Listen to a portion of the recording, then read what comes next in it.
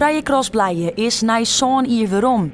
De cross houden op toch moeilijkheden, maar na al die jaren begon het te kriebelen. Er zetten bestuursleden alles op alles om dit jaar een cross organiseren te kunnen.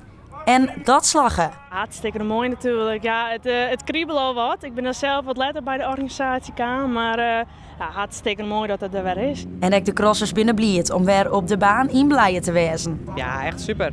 Ik kan je voorheen eigenlijk altijd rijden. Jij er mijn naam in de damesklasse. Dan later volgens mij nog 1 of 2 keer in de rodeo-klasse. Nou, toen is het natuurlijk net west, maar het is hartstikke leuk hier altijd. Het is krijg wat oors als de gemiddelde crossen.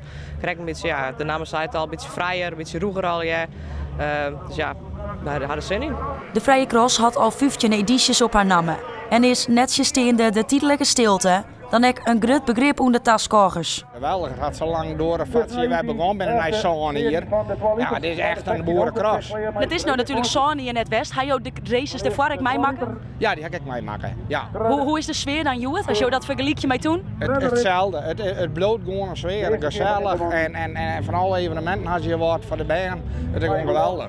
En of de tak komt hier weer een cross komt, dat is nog even afwachten. De organisatie zocht voor nu vooral naar Joet. Nou ja, als je ziet, het zintje kind, het is prachtig waar, het regent net, dus dat is perfect.